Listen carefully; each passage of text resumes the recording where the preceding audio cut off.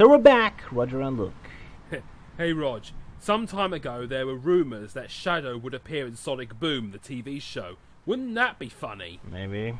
I bet right. They'll write him like Squidward from SpongeBob, the grumpy neighbour who just wants to be left alone. Right, but isn't every main character of Sonic Boom already the Squidward? Pretty much every townsperson is grumpy, self-obsessed, someone to be left alone, so it seems redundant. There's no one to give Squidward Shadow any counter energy, except Styx, I guess. Did someone say Shadow? Who are you? I am Dracord, just a guy who's looking for answers. And when it comes to Sonic franchise, there is one area that needs answers more than anything, and that is the character of Shadow the Hedgehog.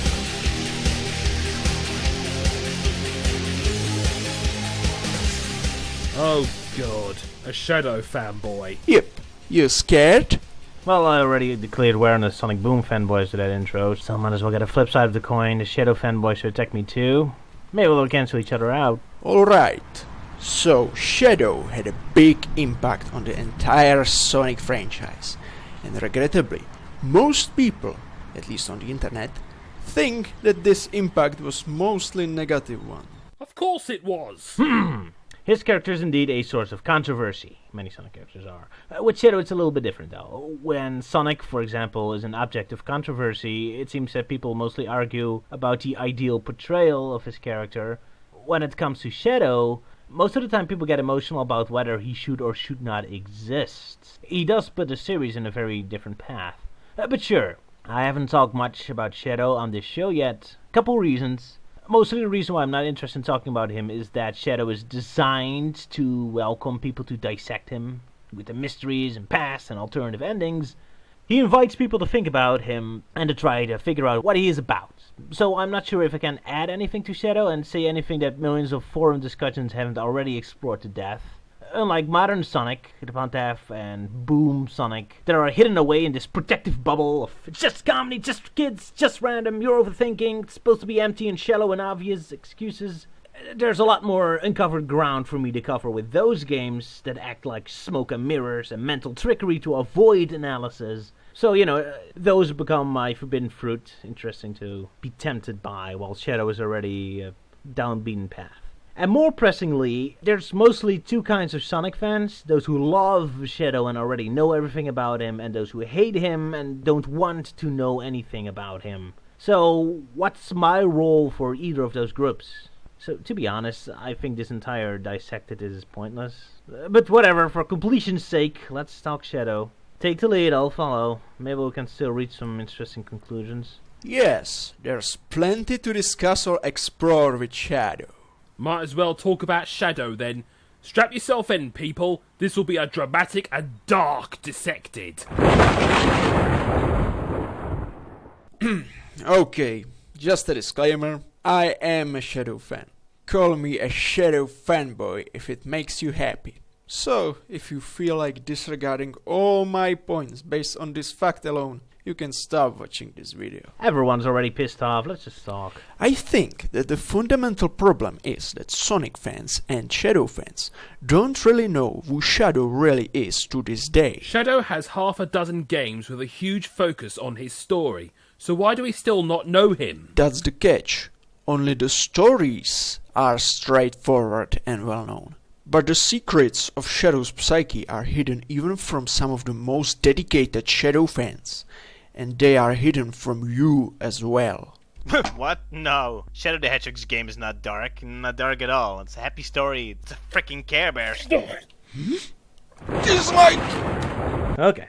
That statement was only about the underlying morals and point of the story. But I have made fun of the rest of the game and constantly treated it like a joke, sure. To my defense, that wasn't intended as a real analysis on who Shadow is. That's more about the presentation of the game.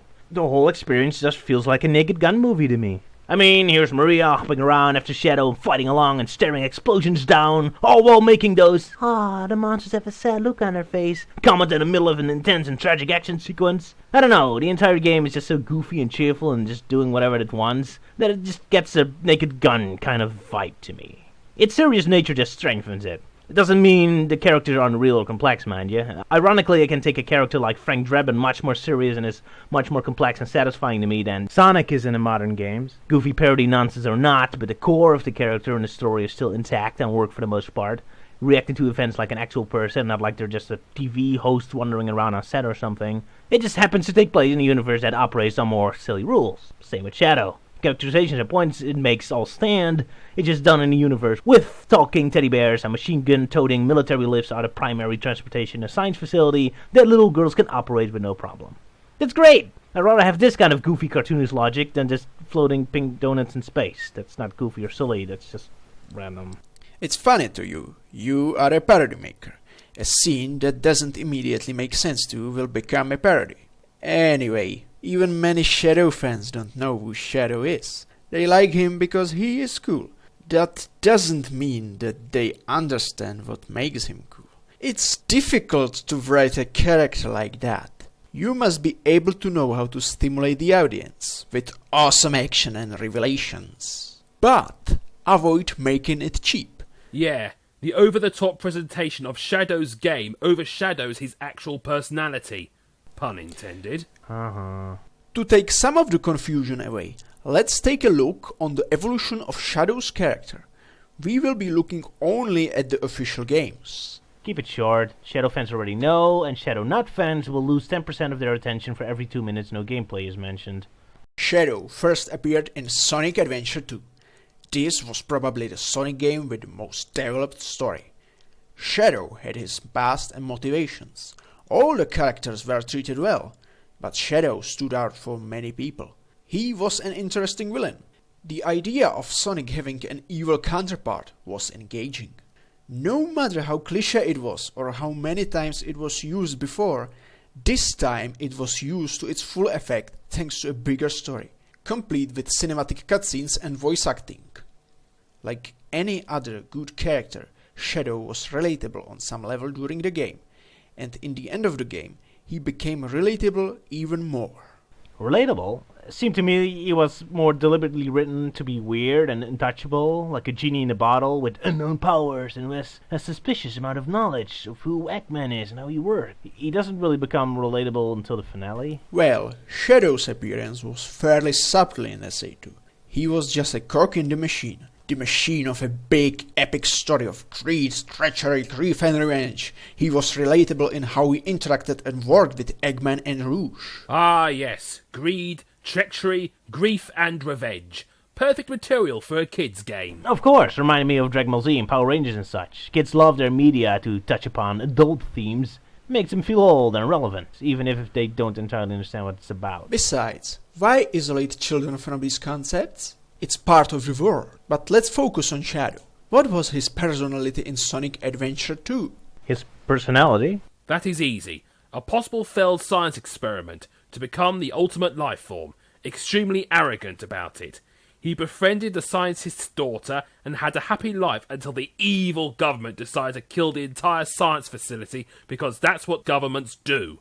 Shocked by the death of Maria and possibly reprogrammed by Gerald, he became an emotionless machine, manipulating people around him and causing violence, destruction and chaos, all to eventually enact Gerald's plans of revenge. The perfect opposite of Sonic. It's more complicated than that. As stated in the Sonic Adventure 2 Japanese strategy guide, Shadow was only 1 week old when he was ejected from the Ark. That shows everything he did in a different light. Being so young and only interacting with a limited social group, your judgment will be rather limited, right? Your worldview only comes from their perspective.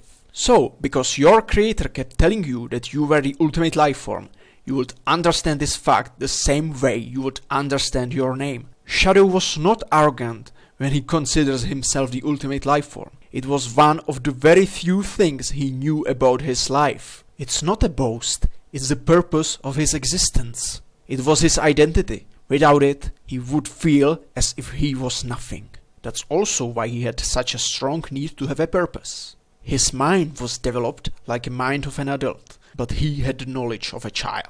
So he had many questions about life. Everything was new.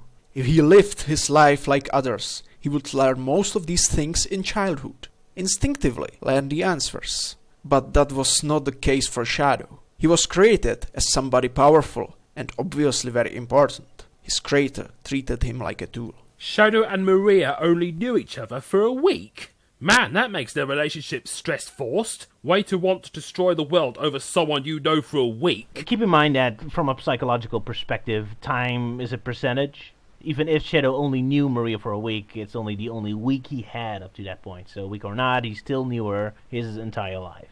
Yes.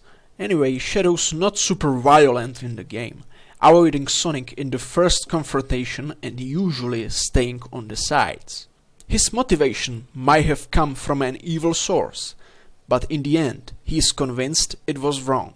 I think that people completely forget about his naivety when they are talking about his character. People think that a person who makes choices so obviously evil must be an evil bastard by definition. But they forget that the exposure to society and life experience are important factors in our understanding of what is good and what is evil, and Shadow never had time to learn all this. It wasn't until Amy started to talk to him that Shadow was exposed to an alternative view of the world at all. Indeed, which is why he's pretty good in Sonic Adventure 2. But then the next games came. After Shadow's apparent death at the end of SA2, he became pretty popular, so they brought him back. They should have never done that. Why? I'll tell you why, mate. It's cheap, that's why. Some people feel that Shadow's story was already told. Shadow had his closure, his end had a meaning, and his out-of-the-blue appearance in Sonic Heroes was really underplayed compared to any event in Sonic Adventure 2. That is right. It was cheap. It was underplayed. But you know what's weird? Those are the flaws of the story. And not even plot holes.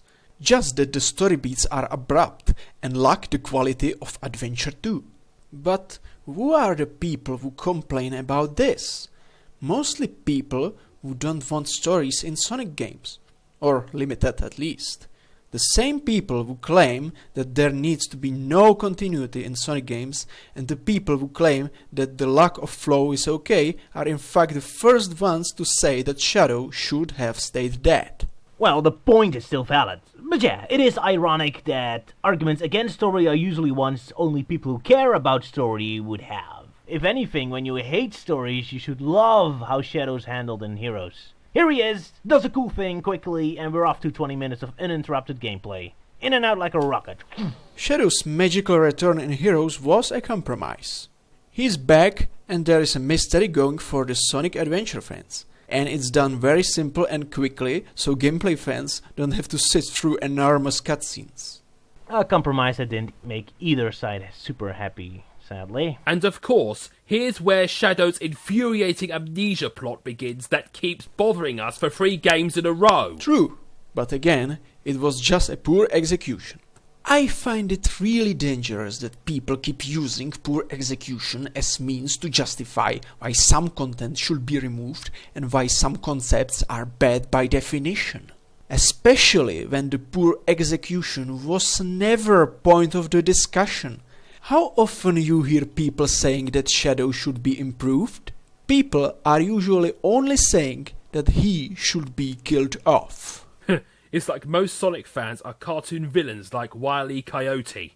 Oh, this perfect tool that almost got Roadrunner failed because of some technicality outside of its control. Let's never use it again. Okay, but we're leaning towards strawmanning here now. The loudest Sonic fans are idiots. Sure, let's not focus on them. And Shadow having this attitude about memory loss all the time was a very similar thing that kept happening to every Sonic character.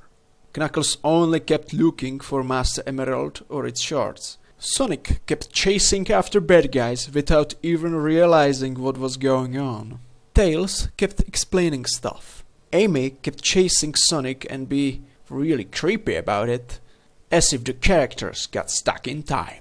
Shadow went through some great character development in Adventure 2. That is part of the reason why he became famous. But since the writers kept changing and were not trying to focus on the story, they kept making the characters stuck in an endless loop to make sure that the characters stayed true to their original characterization. So the characters stopped evolving. Yeah, it seems Sega got scared that with the story quality of Adventure, they'd burn through characterization too fast and the characters would morph and do something completely different in 3 or 4 games. That said, I never minded the 3 games of Shadow and Amnesia.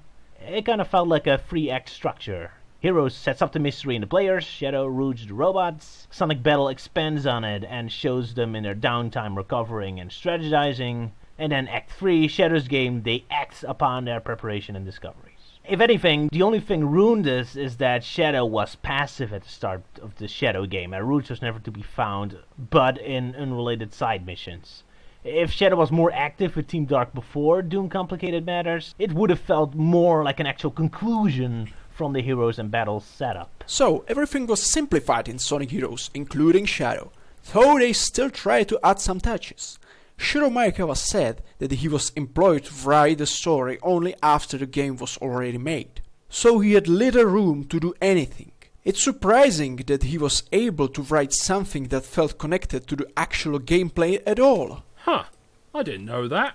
So, now it's the lines Shadow and his team say in the actual game that are used to describe their character. Shadow is a careful and caring team member, constantly making sure that they are prepared, that they don't act reckless, and don't underestimate their enemies. Yes, he also has lines where he is confident and boasting, but that is not his whole personality in Sonic Heroes. Yeah, that's what makes Shadow and Rouge more interesting characters to me. They interact way more with their teammates and being more team leader-ish. With Sonic, it's always like his friends just magically appear out of thin air and just happen to be there. That makes that dumbass appearance of Shadow in Rise of Lyric even more infuriating. If anything, he's the one character who values cooperation the most. Whatever, spin-off. But then, Shadow the Hedgehog. The game. Violence, dark, cursing, vehicles. Need I say more? I consider the vehicles just to be a silly little Easter egg. Just a detail that doesn't really have a gameplay point, but just lets you interact with the world and screw around. Reminds you of the Duke Nukem 3D games where you can just tip strippers or play pool for no reason. It's world building. It's cute. Not to mention, dragons! Sonic games need more dragons. You've been watching How to Train Your Dragon, Roger? So yeah, badly programmed and awkward aesthetic. If Shadow was mostly using more Eggman-like vehicles and weapons instead of realistic gun tools, it would have looked better. I am convinced that the most vocal people who hate the guns in Shadow's game never actually played it or even looked at the gameplay footage on YouTube. Because if they did, they would know that the realistic weapons were not even majority of the weapons in game. The goofy-looking egg vacuum or Omochao gun, the weapons of the oh so dark black aliens looked stylistic enough, and the weapons of Eggman robots were looking exactly like the ones from Sonic Heroes. Keep in mind, most silly weapons only appear in the later levels. Most people never remember anything from Sonic games past the first stage.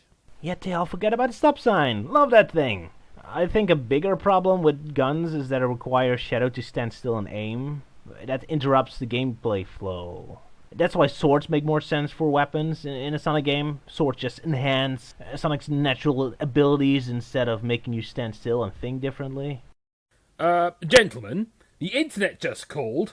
As we're talking about Shadow, we're forced by law to bring this up. Where's that damn fourth Chaos Emerald? I don't know how it sounds for native English speakers, but I never had the impression that damn was a swear word in the first place. The only unfortunate thing about Shadow's swearing was that we could hear this line each time he got hurt or killed. That way it felt grating and forced, just like the phrase Baldy McNosehair. Sonic didn't say McNosehair every time he died. Thank goodness. I'm not American or English either, so I'm equally baffled. What does damned mean? A religious statement from 2 centuries ago that's never even used in its intended meaning anymore? Now it's just a sound angry people make. And a damn good one. I love damn as a sound of frustration. It's the perfect sound. Starts with a harsh tone, the G, like a punch. Then stretched out with the A, like letting your anger out. Ah! And then ending with this sound, like the finishing resolution. Like you just completed the cleansing of your anger and revert back to a state of zen and calm. Ah! It's so satisfying to say. It's great. Damn! damn! Shame people find it offensive, because it originally came from something irrelevant that nobody cares about anymore. Damn is short for damnation, and it's similar to that of how people would say hell. So now you have Shadow killing organic enemies for the first time in a Sonic game. Terrible! Now he's as violent and murderous as Mario and Rayman and Kirby and the other platformer worth their salt. But first time in a Sonic game, unless you count Chaos. So it pushes the game's rating in people's mind. It's mostly shooting the humans that might be icky, I guess, though they seem to survive. And Shadow even apologizes to the human for knocking him out. And this happens even if you follow the darkest path in the game. Men, forgive me. Yep, Shadow the Hedgehog, beneath all the guns and violence, it's My Little Pony's Friendship is Magic, with all the big, nice and friendshipness. But we are talking about Shadow's personality. The reason we are talking about these problems is that people started to believe that Shadow is violent and evil because of the things he did in the games.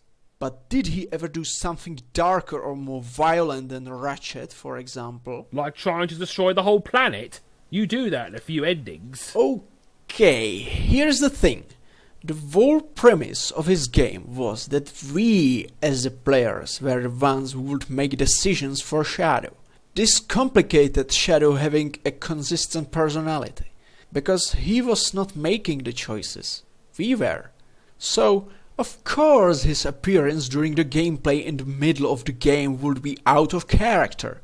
But still, he was somewhat strangely in character even in the most evil cutscenes. Yeah, right. Like these ones. What? Goodbye, Doctor. Well, Shadow's game's kind of hard to crack because of the alternative route stuff. I always approach the game like this. The only facts we know is the opening and true ending. Everything in the middle of the game is something I consider Shadow just playing with ideas in his mind. Like, do you ever have moments where you're just walking down the street and just playing with possibilities in your head? I'm so angry at my teacher, I will scream at him! No, wait, then I'll get punished and be humiliated. Maybe I should work harder, but it's too hard. Maybe I should ask Bob for help. No, he'll laugh at me, and so forth. That's kind of how I interpret the facts of the middle of the Shadow game. That technically a basic version of every cutscene happens, like the President General and Doom doing their spiels, but that Shadow's actions are all just in his mind, just possibilities he's playing with, and only whatever fits with the final story really happened. That's just my way of dealing with the confusing and contradicting nature of the cutscenes. If I'd had to make some sort of this is canon sense out of it, that's it. That said, I also like to think that Doom is suffering dementia and really is constantly hiring, firing, and rehiring Shadow every 5 minutes and keeps forgetting to tell his troops whether Shadow is an ally or not. But that's my parody brain taking over again. Makes sense. There's indeed a lot of confusion by result of the structure of the story flow. So, the canon cutscenes are the beginning and ending ones, and in those cutscenes, Shadow's personality is more or less intact. Including the part about Shadow not having time for these humans. Where did you get the idea that Shadow said this line to mock the humans, Roger? All I see is indifference and lack of interest for things he believes do not concern him. I didn't make that joke to imply he was mocking humans, just that he's hilariously unimpressed that aliens come out of nowhere, and he's irritated that humans aren't immediately able to deal with it. Huh, humans can't even immediately take out super aliens teleporting without warning. How foolish. But right, that's my parody version of the scene, not what I intended. So anyway, it's obvious that Shadow was loved by the fans. And because his past was interesting and mysterious, they were making theories about it. So making a game focusing on this felt natural. Now he got the resolution for his story that was fairly satisfying. That way, all people complaining about the emo Shadow taking over the franchise got what they wanted. Closure. Emo. You know, despite the fact I'm also guilty of this in the past, but I'm against the idea that Shadow's emo. As you said in Heroes, he's acting like a leader, interacting with others and working toward a goal. The only emo moment is the beginning of Shadow's game. Again, it's weird that he isn't already working with Omega and Rouge toward a plan instead of just wandering around. But still, as soon as he got a lead, he's going for it. While actual emo attitude is extremely passive. So, Sonic 06. Even though the story was reset in the end, it did so many things right with Shadow. Shadow could finally act without talking about his past. He could show his loyalty to his friends in full force, and he had so many badass moments. This was a true evolution for his character. Some people say it didn't make sense for him to join Gun, but since he forgave humans and decided to do the right thing, it makes sense to me. Gun is very questionable when it comes to their morals, but their big mistakes were from 50 years ago, and Shadow made peace with the commander. It is possible that he and Shadow became friends since they both made mistakes over the death of their friend Maria. Not to mention, Shadow could be joining Gun to keep an eye on them. As they say, keep your friends close, but keep your enemies closer. So, what's next? The mystery was a big part of the attraction to Shadow. So, now a new mystery was introduced to him in 06. This time, the mystery was about his future. What if the humanity decided that Shadow was too dangerous to let him live? Yeah, so Gun's no longer appearing as a shitty organization to the main characters in the story. It is more like the S.H.I.E.L.D. organization from the Marvel universe. Numerous parallels with Captain America and Winter Soldier come to mind. So the government turning against Shadow again in the very next game would be overkill probably. But it is a fun concept for the future. Or maybe it was just Mephiles screwing with his mind. Mephiles' name was derived from Mephistopheles or something, which was a different name for the devil after all.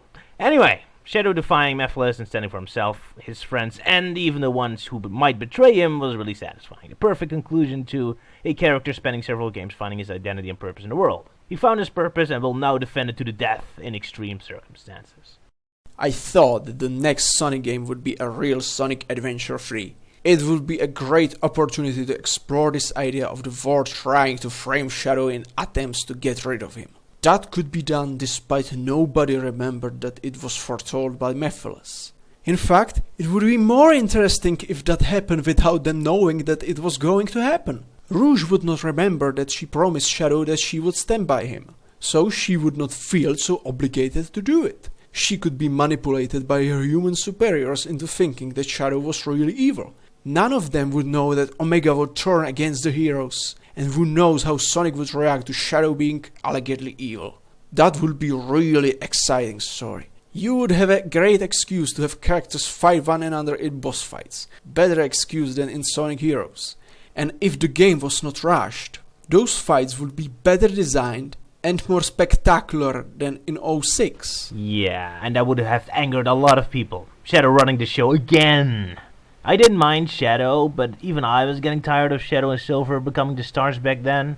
It was about time for a Sonic-focused story. But yeah, too bad for Shadow. Wait a couple games for your turn again. So then we got 6 games where finally Sonic takes the reins and becomes the action hero again. Released Sonic 4, Rush Adventure, Secret Rings, and Black Knight. And after that, lots and lots of games where Sonic became a stand-up comedian, internet reviewer, Mystery Science Theater 3000 host, wandering around and commenting on a wonky narrative that's already crumbling apart on its own. So, that's basically all for Shadow's story. Shadow appeared many times after 06, but it was always an insignificant appearance, a spin-off game, or both. Maybe it would be nice to make an honorable mention for Sonic and the Black Knight. I felt that Shadow was still written very well there. Maybe it didn't make sense that Sonic Gary stewed him and proved to be superior to him without any training. Well, it's a story told by Sonic. Not to mention it's implied Sonic caught him off guard. The second boss battle was much tougher. But I'm talking about his character. Shadow was confident, loyal, had no problems with authorities when he believed that their cause was right. He was nagging Sonic during the fight, but he wasn't making everything about himself, like what a one-off Sonic character would do. Shadow even bowed before Sonic in the end. Yep. So, Sonic Boom Rise of Lyric? And you know what makes you weak? Your loyalty to your pathetic friends. Do we even have to talk about this? Even people who don't care about Shadow caught how pathetically out of character this is. And even more offending was that Frost claimed that Oh, we should not worry, Shadow will stay the same. Yeah, the same like Emperor Palpatine. First, I'm reminded of some Pixar commentary tracks for the movie Up, where they mentioned they sacrificed a pretty awesome character moment for the villain because it would take attention away from the main plot and the main character. So, Shadow acts the way he does in Rise of Lyric because he's there to reinforce the main theme of the game, that Sonic needs to become a better team player. He's there to assist Sonic's main story beat. Although yes, the game does a spectacular bad job of setting this up and paying it off, so all the rare moments in the game where it's trying to set up this plot feel awkward and forced, though not as bad as Lost World's dumbass attempts of their character arcs were. And besides that, it's clear with the Sonic Boom game that it went through a lot of last-minute changes. Wii U exclusivity, the TV show and game needing to be the same universe, Shadow Metal Sonic appearing, it all feels that happened at the last minute. So I'm sure that Frost had a lot more on his mind than getting Shadow right. The game was super unstable and there wasn't much of a proper development team. So then, Sega's merchandise people know that Metal Sonic, Shadow and Knuckles are insanely popular and very easy money makers, even though most of the moronic writers we have no idea why or how to write any of them, but whatever. Throw Shadow in there and you got another 1,000 customers for your game. Except, oops, Shadow fans saw his portrayal in early YouTube videos, so bye-bye extra customers. Shame. Forced jokes during gameplay aside, the characters are written decently in Rise of Lyric, if a little dull. Besides that, it is amusing Shadow of all people gets the I hate friends treatment, the biggest friendship advocate after Amy and Blaze. Besides, Rise of Lyric is retconned and ignored in the Sonic Boom universe too, so I doubt they'll follow up on this. I agree. As we discussed before, if Shadow returns in Boom again, he'll probably like Squidward, like most Sonic Boom characters. But what can you do? At least nobody remembers anything about Rise of Lyric, where most people who hate 06 story knows almost every detail of it, including the supposed time paradoxes and order of the events of the non-linear timeline. When it comes to Boom, nobody knows anything. It's too boring. So, no point in worrying about this portrayal of Shadow. It'll fade. Like everything about the Sonic Boom games, they're too boring to remember. Yeah, at least Shadow and 06 were memorable train crashes. Anyway, after a while, I got curious about what Sonic fans really thought about Shadow's place in the Sonic universe at this point. So I started to research Shadow's current position for the fans, even for the opinion of people who despise Shadow. I posted my questionnaire to forums like DSS. You know what answer I got? No. They deleted my thread. Because those conversations always end in war zones, including this one probably. But hey, at least there's still people caring about him, otherwise there wouldn't break out any fights. Anyway, Sonic Boom feels like it's a very deliberate answer or counterattack on the Sonic Adventure philosophy of story and character usage, so they're each other's perfect polar opposite. So there's your result of your little sociological research. Shadow and Boom are not compatible. Sonic Boom fans want him gone, or at best completely humiliated to spite annoying Shadow fans, and Shadow fans want a Shadow with his layer characterization, set of principles, and over-the-top action intact. And layers, principle, and especially over-the-top action are like snow in the desert in Sonic Boom. Interesting simile, especially since there is a snow in the desert in the first episode of Sonic Boom. Oh, well, then again, the first Sonic Boom episode itself feels like snow in the desert for the rest of the show. Look at how intense and action-packed it is. It's still weird to watch that first episode after seeing the rest of the show. It sticks out like a sore thumb. Well, or a healthy thumb on a sore hand. But back to Shadow and Boom. Your forum just made the smart decision to discourage Shadow and Adventure fans to start discussions, and this does nothing but derail conversations and cause needless stress anyway. Boom and Adventure are not compatible. One is about enjoying life, taking it easy, being yourself, goofing around with no worries. The other is about harsh life-changing lessons and overcoming soul-wrecking secrets. Yeah, so with their anti-essay-free policies and such, I had to find different ways to interview people about Shadow. Either way, I learned few interesting things. For example, do you know what are the most common reasons why people love Shadow? Okay, let's see. People like Shadow because he is Sonic's rival, because he is edgy, and because he's a dark and serious version of Sonic. Yes, those were the most common reasons. But something surprised me. Amongst the most common reasons why people love Shadow was his design. You what? Seriously? Yes. I find that surprising because I didn't construct my questions to evoke the notion of his design. My questions didn't make an implicit association with it. Honestly, I didn't expect people to be mentioning it. So if they did, it means that they came up with it on their own and thought it was important. I find that ironic because, as expected, people who like Shadow felt that people who disliked him took him only as a Sonic recolor. It tells me that designs in Sonic franchise are really important. To be honest, I'm not super surprised. I had some inquiries about Sonic stuff before, and I noticed a lot of people liked Metal Sonic just because. I was particularly asking about gameplay aspects, so I was expecting them at least to clarify which particular Metal Sonic boss fight they preferred.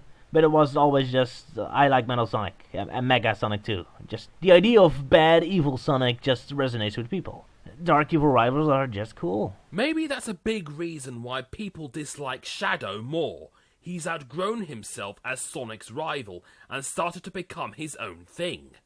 Pleasant surprise was that many people actually thought that Shadow was a hero, so my interpretation of him may not be completely insane. Another common point was that people believe Sega only uses Shadow as a cheap fanservice. That was expected. The question is, how can Shadow work as a fanservice character if most people, his haters and fans alike, see that his appearances are shallow and meaningless today? I wonder that about all characters. Most games, especially Sonic Generations, feel more like you're staring at exhibits at a Sonic museum rather than actually interacting with the universe. I also noticed that people seem to subscribe to most of the myths about Shadow's personality. Emo, violent... First impressions. You just can't shake 'em. I noticed something a while ago. Sonic's series attracts social outcasts because of its more abstract and distant perspective of the world. Shadow's the ultimate embodiment of being socially out of the loop, yet still presents a drive to work towards bettering yourself and becoming part of the system. He's the perfect role model for... There's really no way to put it nicely, is there? The socially weak? So if people see something deeper in Shadow, it was because he was written that way in Sonic Adventure 2 in 06. Maybe even a bit in his own game. I doubt that Shadow being a role model for people is just an accident that came from poor writing. The problem is that people who don't care for this role model will try to rewrite the history and portray him as a simple 2D character. They will do this in the attempt to get rid of him because he overshadows the rest of the cast in being the real ultimate main character on a thematic level. Also, the attempts to make him cool in later games put him in a very uncomfortable position right between a genuine emotional pillar character and a parody action hero, which confuses a lot of audiences. Oh, I never thought of it that way. That makes sense. The implications frighten me. It seems that there are only two major streams of Sonic fans: adventure fans and comedy fans.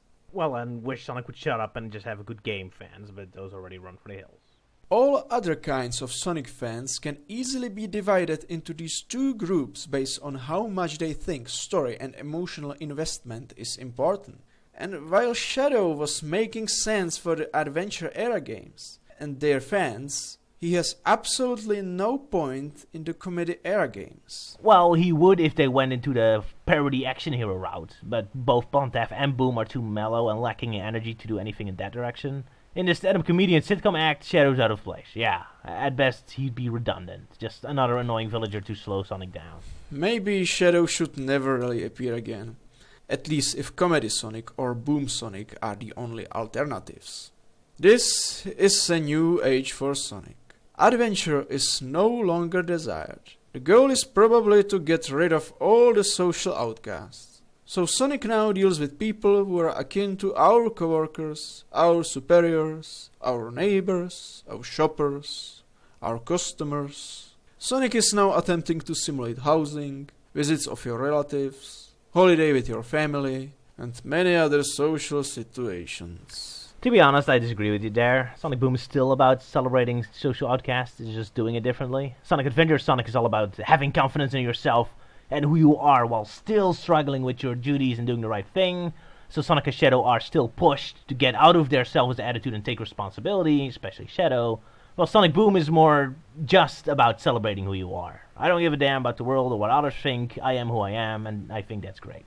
Sonic and friends are on their own isolated level, living their perfect, carefree life and having it all figured out, while the rest of the society is just portrayed as super incompetent, useless, annoying, and just there to roll your eyes at. With its mellow and dismissive worldview, it's kind of amusing that Sonic Boom does a better job upholding the philosophy of emos way better than Shadow ever did. Are you an utter moron, Rog?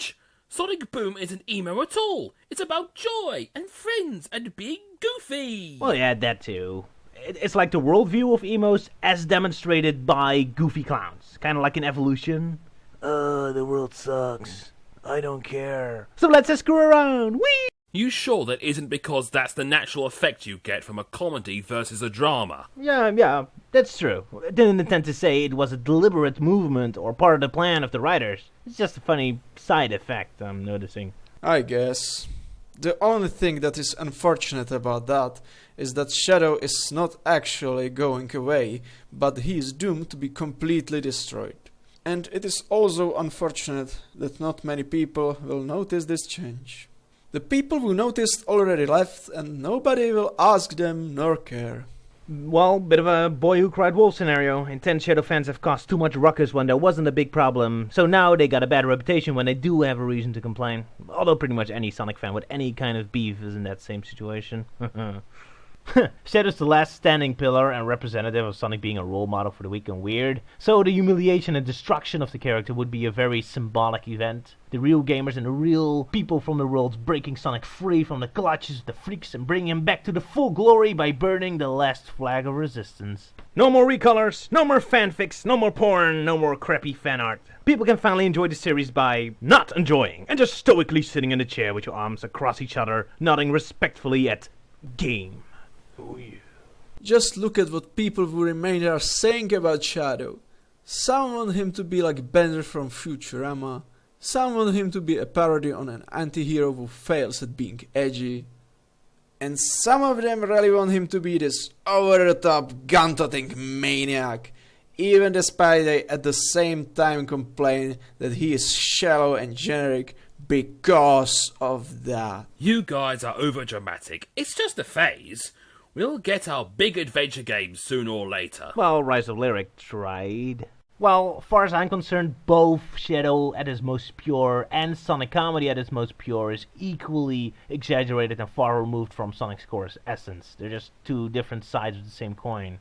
In a perfect world, we have both Shadow and Sonic Boom in moderation and harmony. But for whatever reason, Sonic always has to be in the extreme. Sonic games were super dramatic and over the top, we needed to cool down to become more lighthearted, and now it turned into a complete farce and nothing matters anymore. So now we want Shadow back as counterbalance to that, until hopefully we'll finally get some sort of stable mix of both. Because yeah, that's why I'm taking Shadow's side right now, mostly because I'm just tired and done with comedy Sonic, which we had uninterrupted for a decade straight. But if the games go full on Shadow for several games straight after this, I'll probably take the comedy side again, and so forth until Sonic finally finds a comfortable middle. Which is why we are in this ironic situation now. Shadow fans want Shadow to be dead, to spare him humiliation. Shadow haters want him to appear. Well, of course. Their victory over dramatic Sonic isn't complete until they have Shadow's decapitated corpse as a war trophy. Some people think that Shadow should have stayed dead in order for him to have this deeper meaning. Maybe his apparent death would be more meaningful. But even then, his stories after his return were still more meaningful than most Sonic stories ever since. Okay, I get it. And I think that most Shadow fans already get it as well. Shadow stole the show. Shadow fans probably also want him gone because of the consideration they have for their fellow Sonic fans. They feel guilty about wanting him back.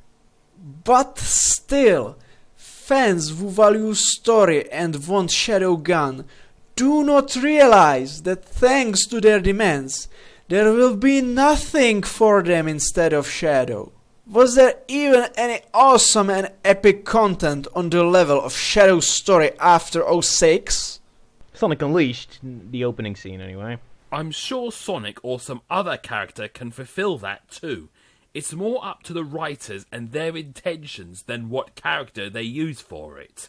True, but Shadow is the representative for having a story arc and desire to explore personality and identity. A symbol. So yes, technically we don't need Shadow to have a cool story. Sonic can do that. But those who want this kind of story needs to convince Sega, and the only way to truly convince a company to do what you want is by throwing money around. We can't throw money at an abstract concept like story quality, but we can buy Shadow merchandise showing support at these competitions and keep reminding Sega that we love Shadow and for a reason, until eventually one of them will sit down and think about why Shadow's popular.